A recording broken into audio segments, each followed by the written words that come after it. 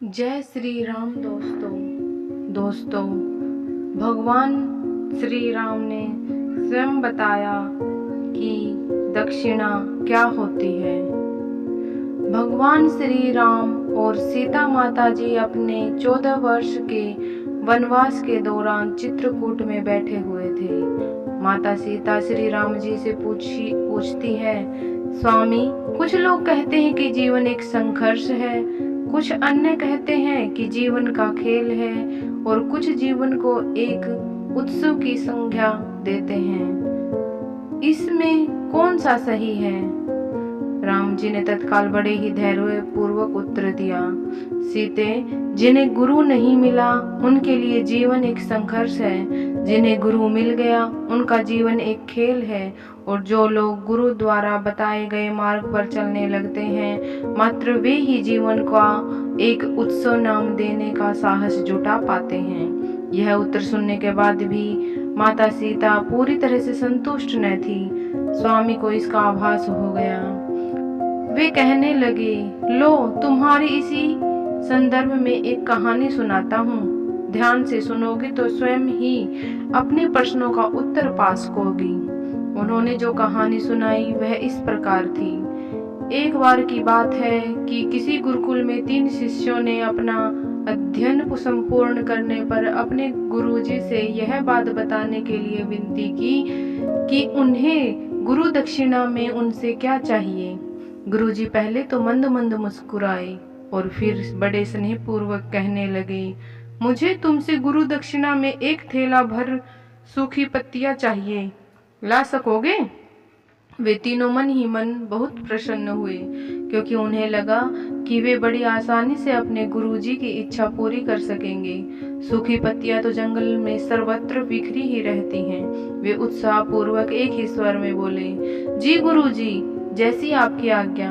अब वे तीनों शिष्य चलते चलते एक समीपस्थ जंगल में पहुंच चुके थे, लेकिन यह देखकर कि वहां पर तो सूखी पत्तियां केवल एक मुट्ठी भर ही थी, उनके आश्चर्य का ठिकाना न रहा।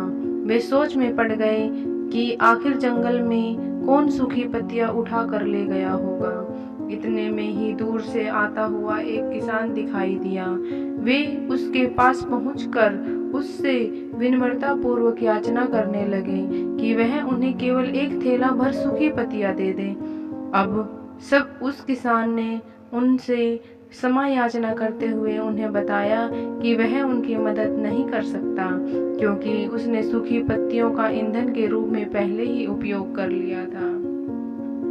अब वे तीनों पास में ही बसे एक गांव की ओर आशा से बढ़ने लगे थे कि हो सकता है वहां उस गांव में उनकी कोई सहायता कर सके। वहां पहुंचकर उन्होंने जब एक व्यापारी को देखा तो बड़ी उम्मीद से उससे एक थैला भर सूखी पत्तियां देने के लिए प्रार्थना करने लगे, लेकिन उन्हें फिर से एक बार निराशा ही हाथ आई, क्योंकि उस व्यापारी ने तो पहले ही कुछ पैसे कमाने के लिए सूखी पत्तियों के डोने बनाकर बेच दिए थे। लेकिन उस व्यापारी ने उदारता दिखाते हुए उन्हें एक बूढ़ी माँ का पता बताया जो सूखी पत्तियां एकत्रित किया करती थी।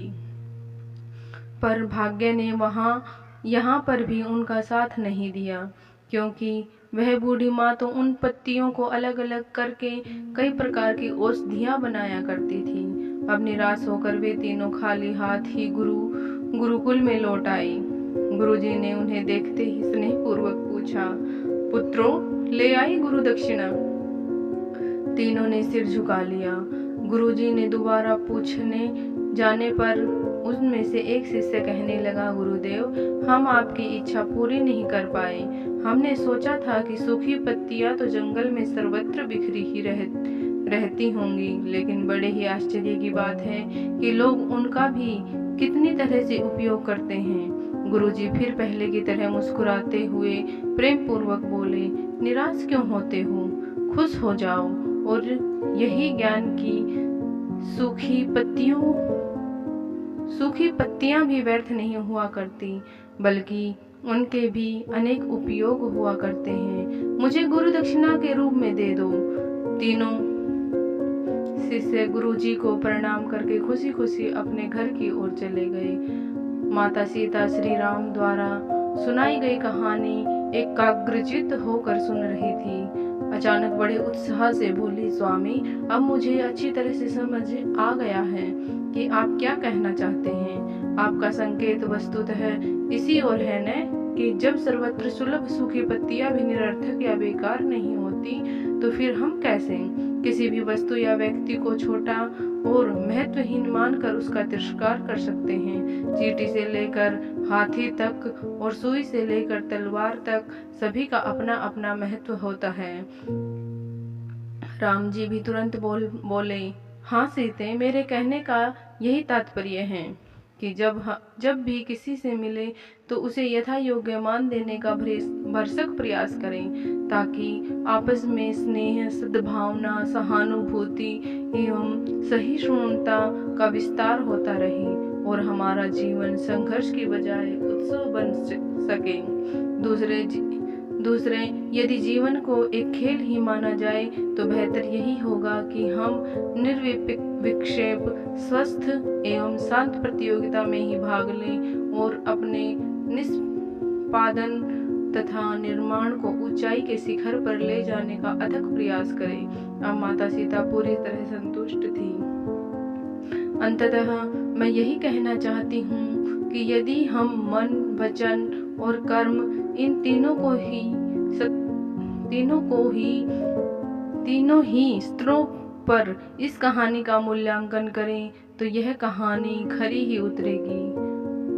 सबके प्रति पूर्वाग्रह से मुक्त मन वाला व्यक्ति अपने वचनों से कभी भी किसी को आहत करने का दुस्साहस नहीं करता और उसकी यही ऊर्जा उसके पुरुषार्थ के मार्ग की समस्त बाधाओं को हर लेती है।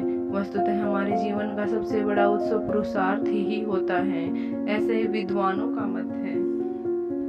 दोस्तों, आपको ये कहानी कैसी लगी?